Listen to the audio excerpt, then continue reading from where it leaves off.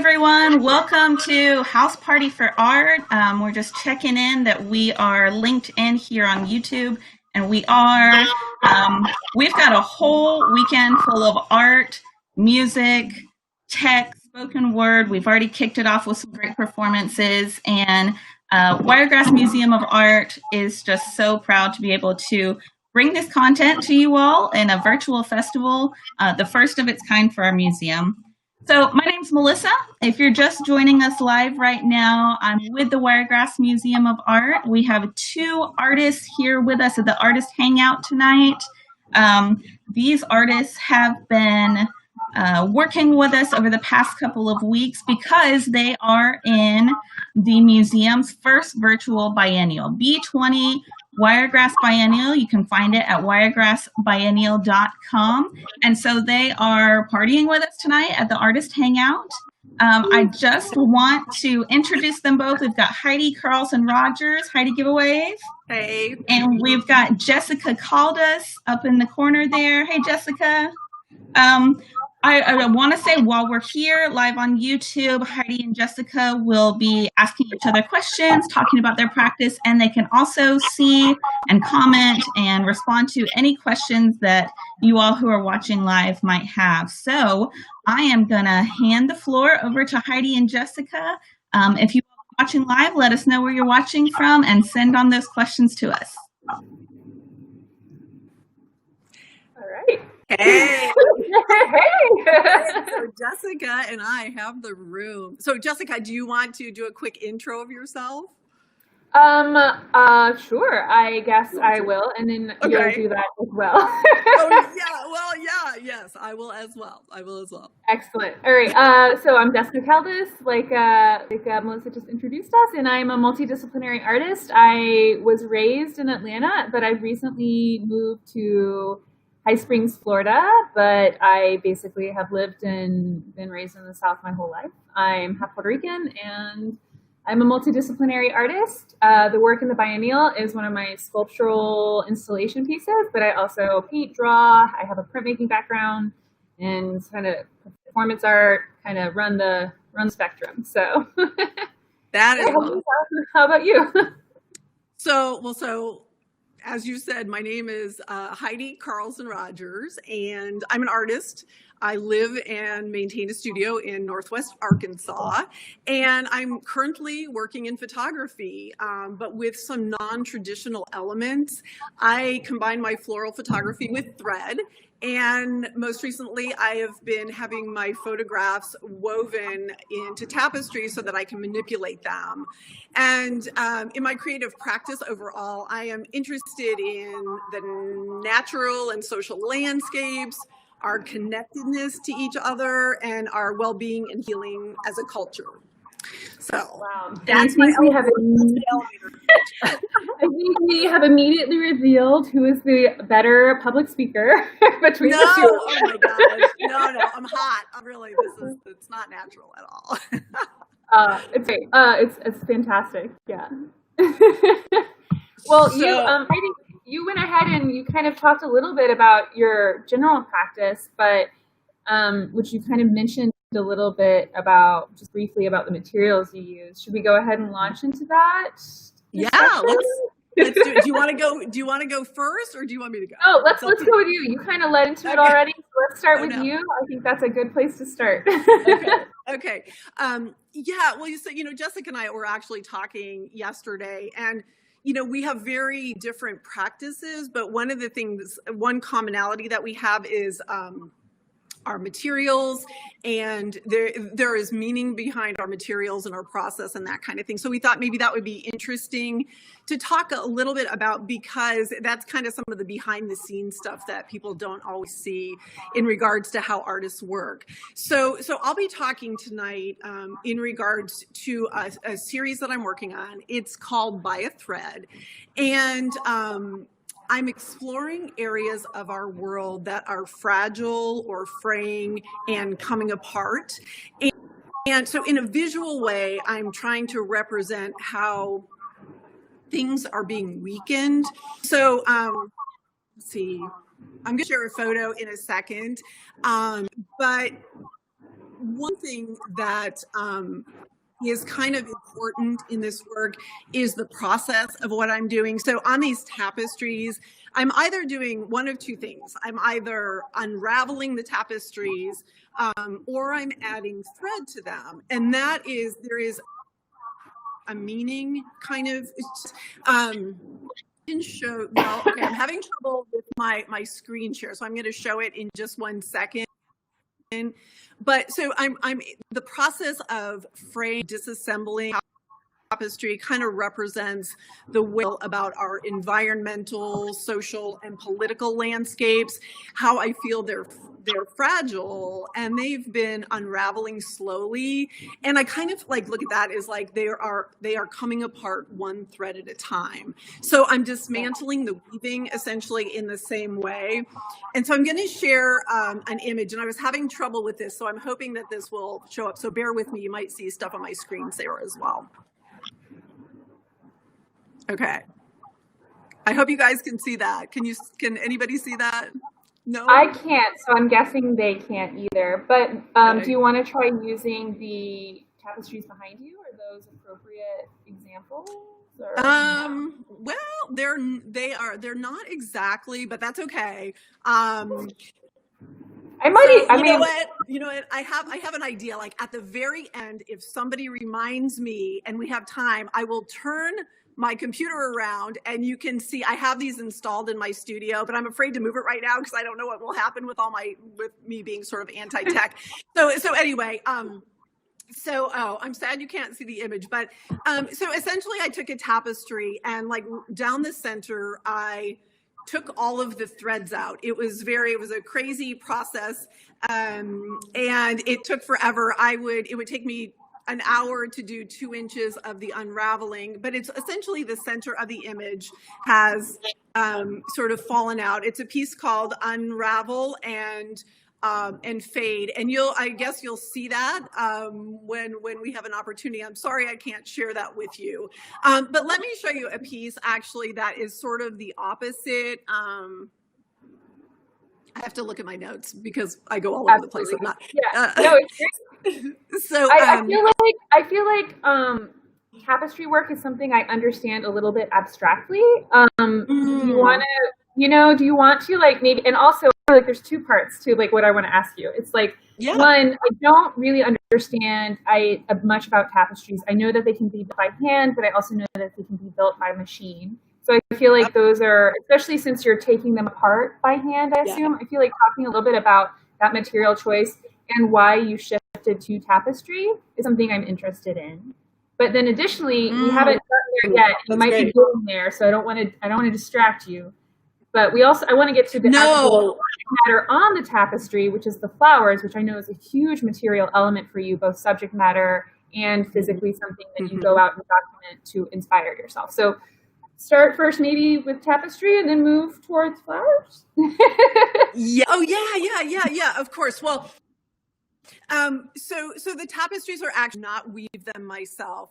But it's interesting. I hadn't, like when we were talking about our materials, I hadn't really thought about the tapestry in the sense of how it's constructed, but it's a little bit different. I mean, my background is in painting. So the tapestries are actually woven with, I think 4 colors of thread, like CMYK. So it's a little bit limiting as far as the color palette and stuff. But I think it just made sense. I will, well, if my screen share, I can show you the pieces from the Wiregrass, but I don't know. I think there's just a tactile element. There's something about photography that it's such a man-made process. Like, you're like, for me, I'm taking a picture of something natural. Flowers are, my subject matter.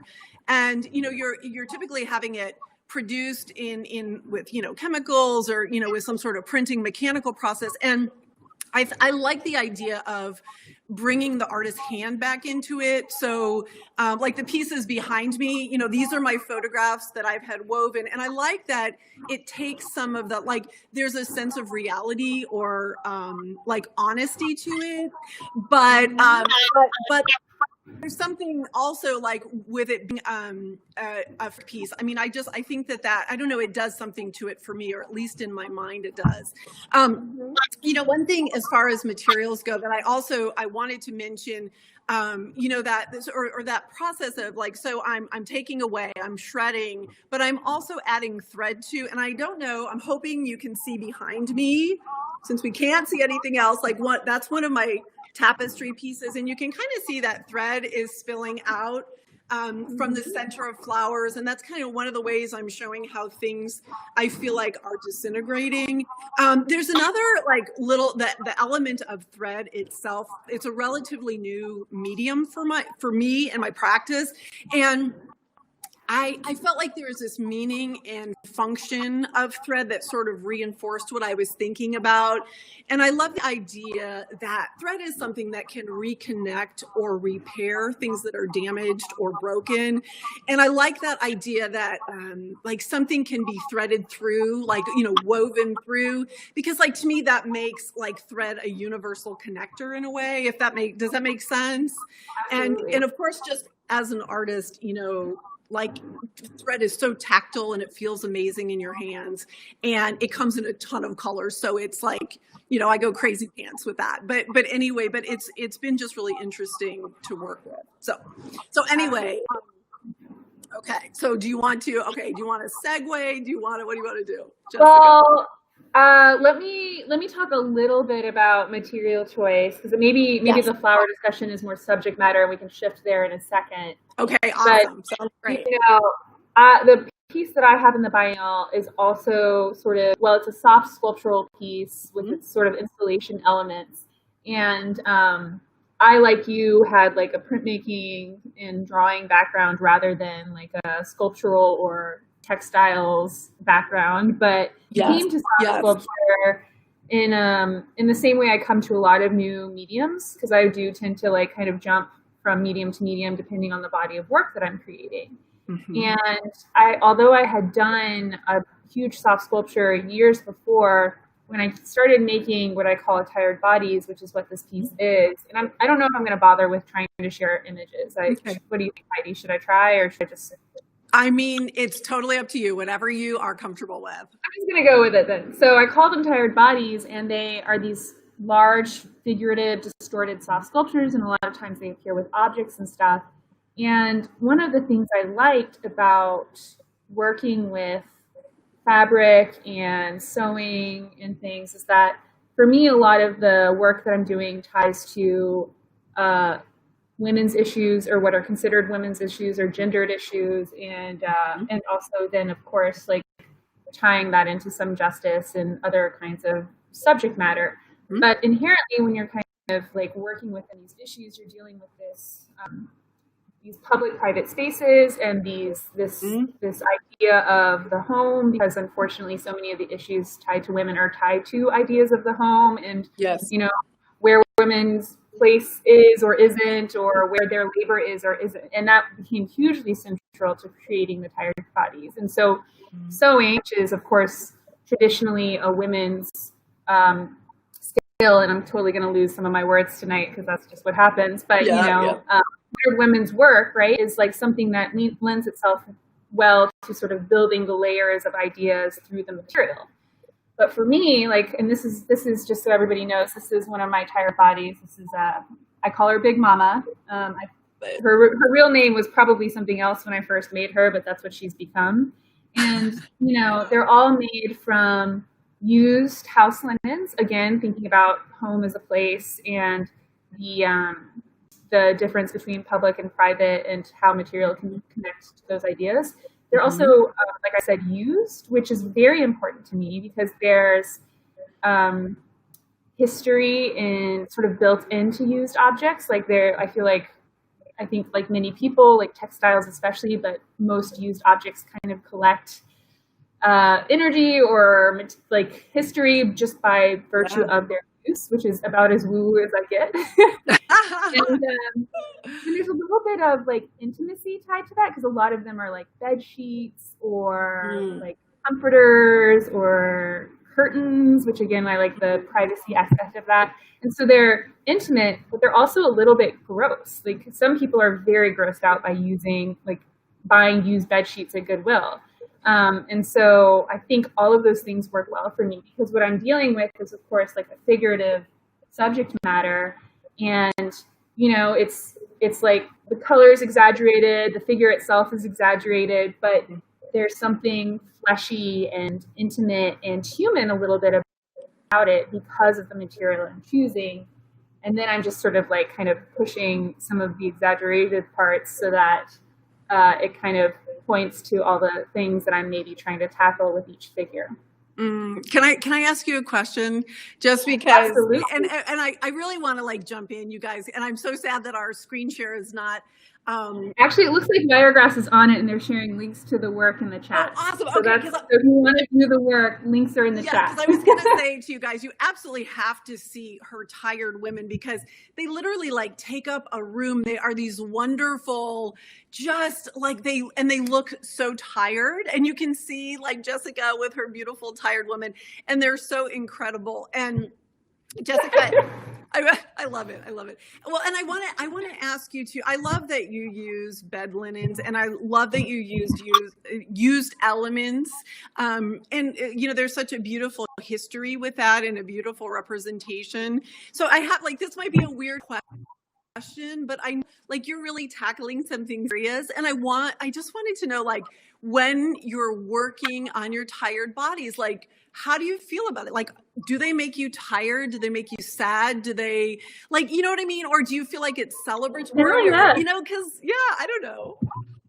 It's very funny. Like, I feel like I am, most of my work I feel like is really heavy and very serious, and the subject matter of the tired bodies certainly is, and our thing is like constantly shifts based on what's happening in the world. So even within the past 6 months, work I'm making around the tired bodies has changed, and it's like what it is in my head. But even when I first started making them, rather than sort of feeling like they were amplifying those feelings within myself, like I think they're kind of funny. Like personally, like I'm not a funny person. Like I'm not an intentionally funny person, like I'm not a comedian.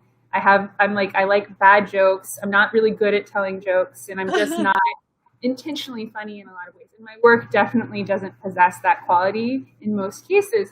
But when I started making the tired bodies, they like made me laugh and they made me feel good. And then I started to think of them almost as resiliently tired, because a lot of what I was thinking about had to do with like sort of hustle culture and this culture we live in where we're all feeling like we have to work and we have to have our job, but we also have to have our side hustle and we have to be constantly producing. And that was a huge impetus for the work. And there, I kind of started to feel like all of these ladies were almost like resiliently defying that expectation. They're so tired. They like can't sit up straight. They're like kind of not quite stuffed full enough to be like plush, like stuffed animal type things, because they're kind of like limp. And it's like, but they don't care, and they take up so much space. So it's almost like just by virtue of how much space they take up, they're almost defying that expectation and saying like, I'm tired. I get to rest. I get to sit here, and I get to like bask in this. And I think that it started to feel more like that as well, rather than something sort of like defeated, Yeah. Oh, I love that. I love that. That is well said and beautiful. Beautiful sentiment. Beautiful sentiment. Okay. Well, so what do you want to, let's see. Well, okay, wait. One thing we talked about yesterday, and I really wanted to get here, and I don't know how to get here more naturally than this. But the other material I use in my thing is like bricks. I use a lot of bricks and cinder blocks and these hard, sharp, heavy objects against these soft, like droopy forms, which I think, it has to do with labor. It has to do with the ideas that the figures are battling against.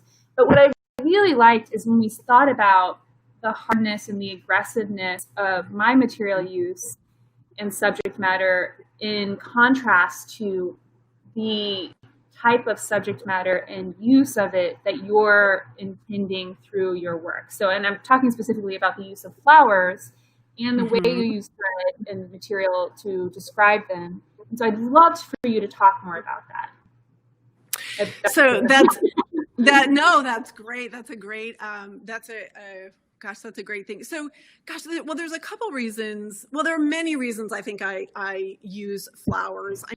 I mean, there is, I think, the obvious reason that they're beautiful and they're lovely to work with just as an artist. But, you know, I think there's something about flowers. They are familiar and they are really comfortable for the viewer. And I feel like they provide a point of entry into my work. And, you know, my intention is really to lead into a deeper and more complex conversation. And so, you know, I always say in my artist statement, like that artists represent our humanity, ideas of sacredness, resiliency, and hope. And I think that's always like a foundation that I'm building my work on. And I really like the idea of using something really fragile and delicate and, you know, blowing it up, making it overscale, like making it life size, and then, you know, giving it some agency and power and gives it almost a voice to speak. So it's like a quiet voice that gets to be amplified and draw you in. And then, you know, there's something more there. And so I don't know, does that make sense? Like, does that answer that? It might be a simplified answer, but, and they smell great. Yeah, I mean, yeah, you're definitely like, it's, I feel like you could, like, I just feel like having listened to you talk about and like read some of the things about why you are so inspired by nature and why flowers are so important to you, I feel like just this, I just feel like there's so much in the way you're thinking about how flowers like really correlate to our experiences. And like our humanity, and I really feel like you could even talk more about it. Like I feel like you could probably talk a long time about it. Probably too long, and just so yeah, we could go on. We'll be here forever. But so why don't I'll just stay kind of where I am. I think with that, unless something else maybe comes up in the chat or something. But yeah, there is a lot. Yeah, there's a lot, but that's, anyway, we can move. We can move forward. I'm trying to think about what we were thinking was next in terms of our conversation. Well, I know, you know, we had and tell me if you're ready to go here, but like, do you feel like what role or what role do you want your art to play in the world? Like, is that too soon? I mean, is that like a... No, I think that's a great place to go for sure. Especially it looks like someone asked about how has the pandemic affected our work, and I feel like we could probably roll that into this question a little bit, like in thinking like not only like how do we view our role in the world as an artist, but also how has that maybe shifted with recent events and things like that? Because I think that is something that I'm thinking about constantly. Yeah. So do you want to start or should I start? No, you start. You go. Well, you did such a better job introducing your entire practice, and I sort of like I didn't even really like go into it very much when I introduced myself, but like a lot of my work deals with like personal stories or community stories, and sort of how they tie into larger social justice issues. And like predominantly it's women's issues or gender violence or gender-based violence or things like that, because those are the things I'm closest to. And I think it has been for a long time the idea that my work introduces experiences and ideas about experiences to people that may not be as close to them. And so the idea then is to, depending on the piece, like try to allow for some empathy or some changing of perceptions or just some opening up of what we think we know about these things. And it is occasionally aggressive, and it is often it just varies depending on the piece, but I really think that for me it's really important that my work ties into that. And then there's like an element where I'm also really interested in how we continue those conversations past just the experience of the work, and like how we carry that into our daily lived experience. So whether that's, you know, actionable change that we can make in like small ways on a personal level, or like policy work or other kinds of activism and advocacy. And so those things kind of all tie in together for me and what I'm doing. So. Oh, that's awesome. And, you know, I loved that part. When we were talking about this yesterday, we were talking a little bit about, like you mentioned, the aggressiveness of your work, and how my approach is really kind of a different piece. And so, you know, I've really been thinking a lot about this work. It's actually, you know, this By a Thread series is really brand new in a way. I literally finished my first thread piece, the piece that is in the Wiregrass Biennial, but I finished it the day that our state went into lockdown, or that we were in lockdown. And I had been writing about it for a couple of years, and it kind of all just came to fruition at this time. So, and I read it to some friends, and they were like, gosh, it sounds like you made that work for right now. So I thought that was sort of interesting. So in regards to the pandemic, I feel like, you know, just the idea of how things are just really unwell right now, and things are unraveling on all fronts. And so anyway, you know, that's just like a little bit of a side thing there. But, you know, I've been thinking a lot about like what role do I want my work to play in the world, or what do I wish for it? And I was thinking two things. I really want to facilitate, I think, both a dialogue and a pause. And kind of what I mean by that is, I believe that ongoing dialogue can lead to understanding. It can lead to rebuilding of empathy, and ultimately, you know, cultivate an environment where mending and healing and change can manifest, right? And so, you know, even though I want to talk about uncomfortable and deep subjects, I don't want my work in itself to be repellent, but I really want it to be more of a catalyst to draw somebody in closer, you know, kind of like a gentle come closer, because I think for me, it's important. Like, I want to remove barriers that block productive conversation. I think that's important in my work. And so I think flowers kind of help to create that interaction. Does that make sense? Absolutely. Yeah. I mean, we kind of skipped over like talking more in depth about the bodies of work themselves that we're sort of talking around right now. Yeah. But you've talked about healing and empathy as a part of the sort of representation of flowers, and your work, and your intention there. And well, can I say one more thing, like around that, you know, that idea of like, you know, I think there are multiple ways to elicit change, right? And, you know, right. One may be more aggressive and, or not aggressive, but just a different, like, it has a different voice in a way. Like, would that be, you know, like a more perfect? Sorry, no, go ahead. Well, and I was just going to say that, you know, I think that idea of, like, for me, creating not only a conversation, but a pause. And for me, it's a lot about self-reflection. Like, maybe I want to facilitate self-reflection. And in this body of work, you know, By a Thread, I really want to pose this question, like, are we adding to the mending of the world or the fraying of this world? Mm-hmm. And so, like, in my work, I think ultimately at the root, you know, I want there to be more of an internal shift that could lead to an external change. And I know you were telling me about your work as you felt like it was external, like it was like, or the initial and do you think, like, did I gather that right? That the initial interaction might be more external and more visceral? Yeah, that's and I was trying to remember like how I feel like the external versus internal, like immediate response is one of the things we came to when we were talking about this, and how like you're talking about reflection and pause in front of like this garden of images that you've slowly deconstructed is like so potent in terms of like a way of really convicting people to like think slowly about the things that are wrong.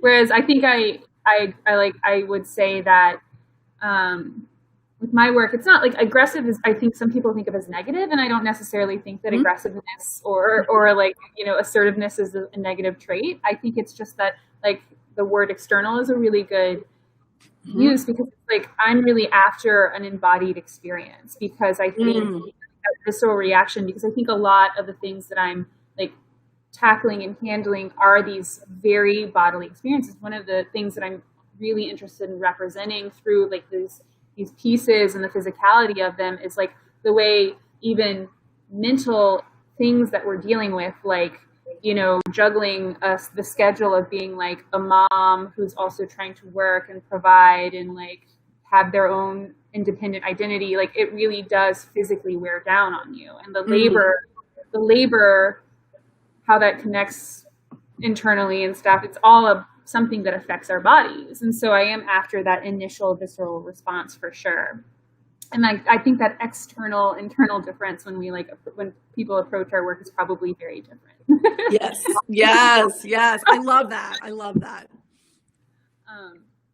Someone was talking about the thing you just said, which is about the mending of the world or the freeing of the world. I like that. And I think we kind of skimmed over talking about the bodies of work in full. So if you wanted to say more on the By the Thread series and how it tackles that, I think you could if you wanted to now. Like, I feel like we could kind of step back there. Well, I think at this point, maybe, the work is, it is kind of like what I said at the beginning.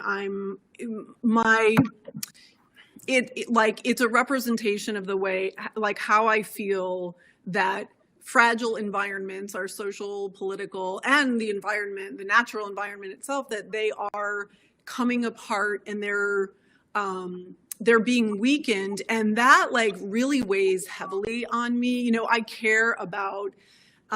really care about well-being of people and our planet and how we're treating each other, and how, just things have been just really crazy. And so I, really it's like driven by that. But then all of the things, all of the ways that I work, like everything, like Jessica and I were talking about, like I always say esoteric. She's like very woo-woo is like really the term. I'm like woo-woo about absolutely everything. Like everything has meaning, and I'm just like, oh, like that. So from materials to what I do, everything, I'm always thinking about things, and I'm always like feeling like they're these like precious, like amazing, whatever, but anyway, I do really think just that question of self-reflection of, how are we part of all this? And so, ultimately, I guess that's what it's about. Does that make sense? I don't know. I don't want to repeat myself. I think that's fantastic. Yeah. What time are we supposed to wrap up? I can't remember. Okay. We have, I think like maybe 10 or 12 or, well, no, I think my watch is fast. So I don't know, like maybe 15 minutes. Well, so do you want to look at questions, or is there something? What do you think?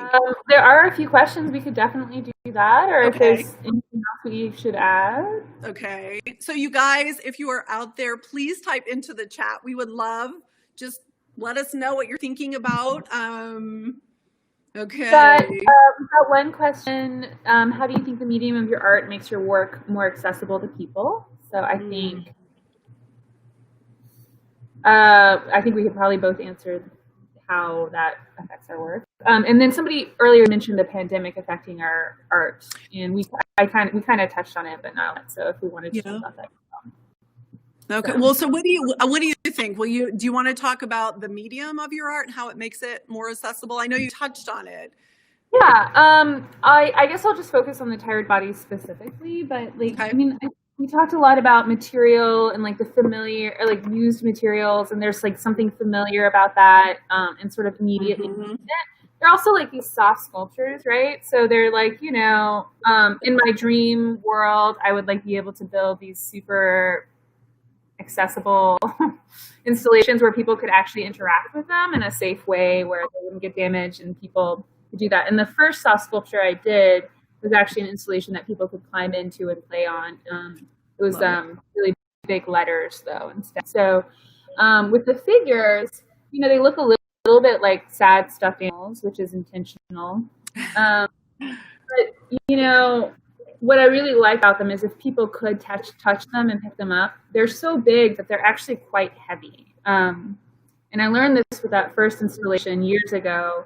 It's like if you have like 6 feet or so of volume space filled with stuffing, it becomes like a very heavy object. And and it's just like there's a nice correlation to that for me in terms of like thinking about our bodies and the way that they're both fragile and heavy and like very sturdy at the same time, and about our humanity in that way. It's like we're really quite fragile as humans, mentally, physically, all of those things, but we're also surprisingly resilient. So thinking about all of that and how do you represent that in a sculpture, right? That's, you know. But I don't know that my choices are always immediately accessible by viewers. I think, again, like we talked about briefly, I am sometimes intentionally trying to stir up a more visceral and bodily response to a piece or an idea.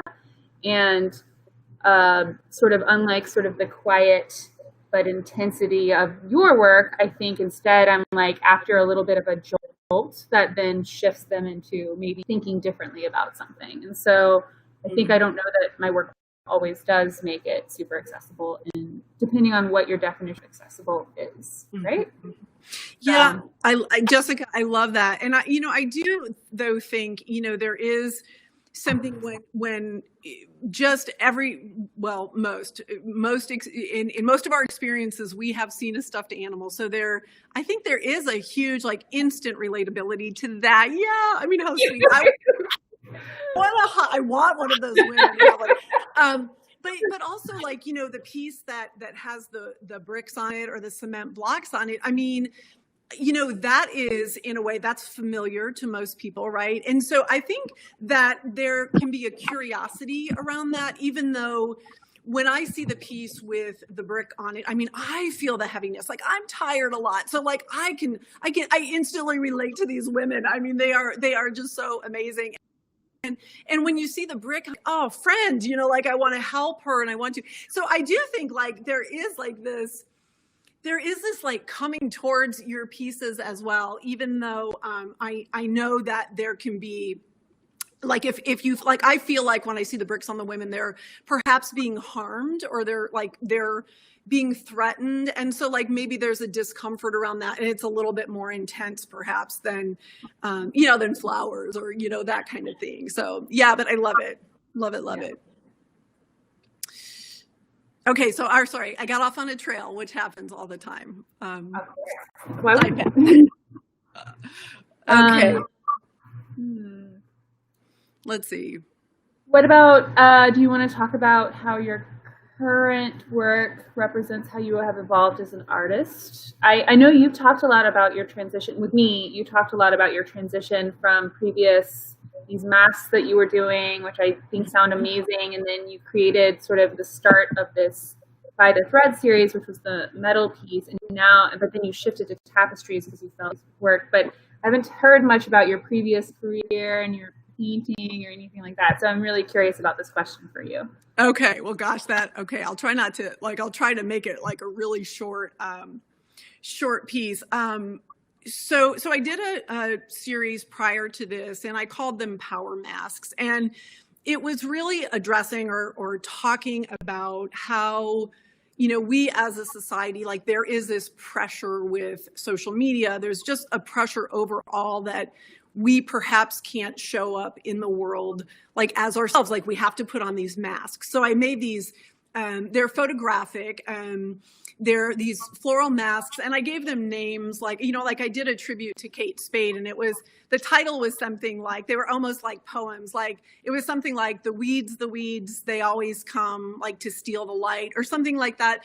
And it was just really talking, and like each mask was, and in the title poem, like they were just talking about things like, or thinking about things like how we show up in the world, how we hide in plain sight, how there's always this underlying message that we as ourselves are not enough. We need to wear a mask, social masking. We need to, in a way, protect ourselves, but it's also a way, I think, of false empowerment. And so I was really bothered because like everybody's true power is like when you show up authentically and you're showing your true face or your true persona. And, and when we wear masks, when we are faking it, and, initially I did it, I was thinking about women just as a woman, that's my experience, like how, I don't know, the pressure I felt to be a little bit more here or a little less here, or like, you know what I mean? And so I was always sort of morphing, and I don't know if that's just me, but I did speak to a lot of men who were like, people were like, yeah, and I did this and I did this. It was such like a relatable thing, but to most people, and they could really name how they hid, how they showed up in the world and how they hid part of themselves. And I thought, oh man, because like that just weakens us individually and it weakens us collectively as a culture. So that was one thing. And I'm sorry I don't have an image to show that I can share. Wiregrass shared an image of your work, or like a link to one of the flower masks in the. Thank you, Wiregrass. But there is something about that accessibility question that I just kind of thought of. Those pieces were. They were like formally presented, like they were just these big masks on black backgrounds, like almost they are definitely in a way. The BioThread series is definitely, one generation kind of past that. But, I printed them very formally. They were framed very formally. Like, so they, it's just something that you hung on your wall, like that 2-dimensional standard piece of art, right? And, I love working with Tapestry in a way, like when you mentioned that you would love to do an installation where people could come up and or you did an installation where people could come up and touch and be immersed. I think there's something like when you remove the glass or remove, like a barrier to the image. Like I feel like the teas that I'm using now, I love that you could literally reach out and grab off a hunk of thread and pull it off. But I love that you can get close enough to see the stitches, and there isn't like this barrier of glass, like that formality of, what would be hanging on a gallery wall or whatever. Does that make sense? Yes, absolutely, definitely. Okay. I mean, that's like one of the beauties of installation in general. Like, even if you can't necessarily touch all aspects of it, there's like, I talk about wanting people to have a bodily experience. When you can walk into a piece of artwork and like be in it, you're automatically going to feel something. So it's just like, that's in like large work. I think scale does the same thing. You have these beautiful, huge tapestries of these like flowers, and you feel like you're in this like magnificent garden and just like totally wrapped up in it, and that's so powerful. I mean, sorry, that was kind of like a tangent, but I just like. Yeah. No, that was awesome and lovely. Thank you for saying that. I love it. I love talking to Jessica. She's awesome. Okay, so let's see. Might be all the questions. Is anybody's watching and has more? I think we have a couple more minutes, and we're happy to answer any questions. Yeah, we missed Heidi because there's so much goodness in it. But I will say that we were, artists can. I always go off the rails and I get lost on a path talking about something else. So I'm actually somewhat excited that we are sort of on time, and that in itself is a miraculous. Yeah. Oh, thanks. So, okay. So any other questions? Any other thoughts? Okay. Looks like we might be, I think we're right on time, and we got a thank you from Wiregrass, so I think that might be our cue.